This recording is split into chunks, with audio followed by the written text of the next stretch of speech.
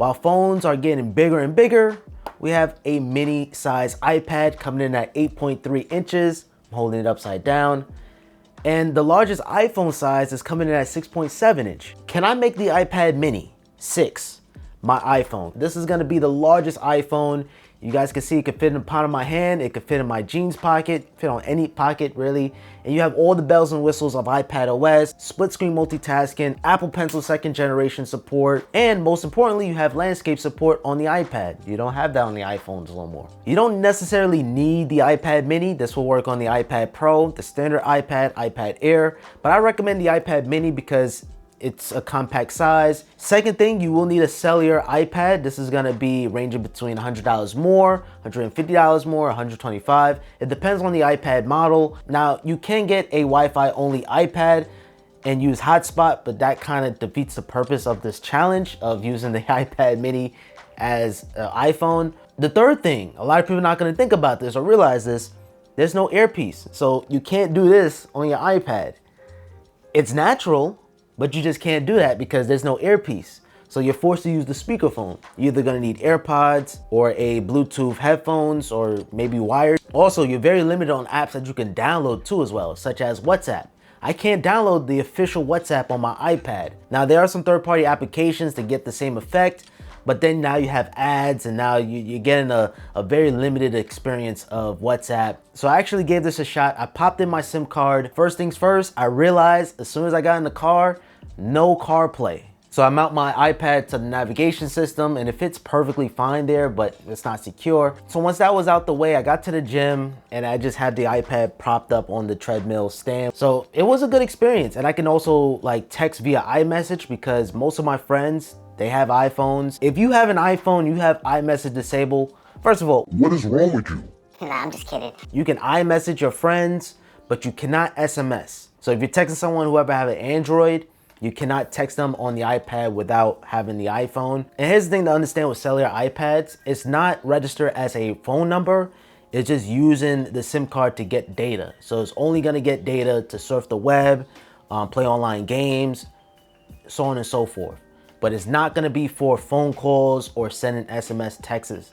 I could be able to FaceTime audio, and the FaceTime audio essentially is phone calling, but without the video. And that's one of the main disadvantages right there. You cannot receive phone calls unless your iPhone is in proximity. If it's nearby, you'll be able to get the phone call here. But if you out and about without your phone, you're not gonna be able to see it here. Now here's one workaround with the call-in and the SMS texting.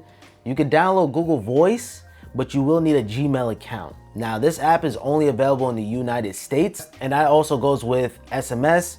So whoever have an Android, you cannot text them unless if they have WhatsApp, you can hit them up in WhatsApp. I was able to watch YouTube videos, podcasts, and I love split screen multitasking. That's something that we desperately need on the iPhone. And believe it or not, this iPad has the same exact processor as the iPhone 13. So I spent about an hour in the gym, decided to get a slice of pizza. I know, I was hungry, I just wanted a slice. It's Friday, so I say, why not? There's no Apple Pay. There's no Apple Pay. So thankfully, I have my Apple Watch. Came back home, took a shower, and now I'm here. Back with my iPhone, back with my iPads, and pretty much I'm gonna be home for the rest of the day. This is the lightest iPad you could buy, or maybe the lightest device ever, because this, it feels like it's nothing. It's paperweight.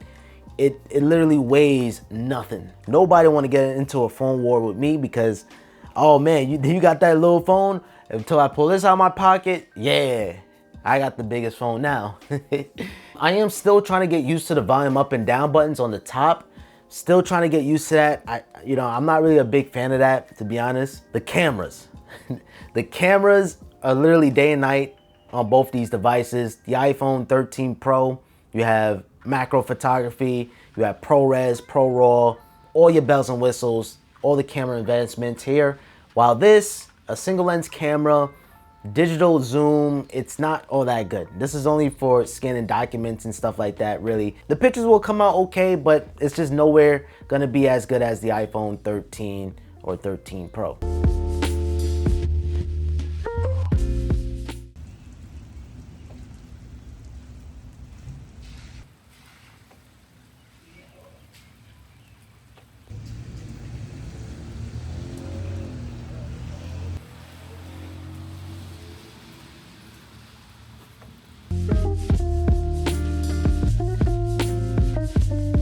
In some ways, the iPad is better than the iPhone, but in some ways, the iPhone is better than the iPad. But nonetheless, this was just an interesting challenge. Instead of me doing a 7 months later review on just the iPad, I wanted to just take this iPad out on the go and see if it could replace my iPhone.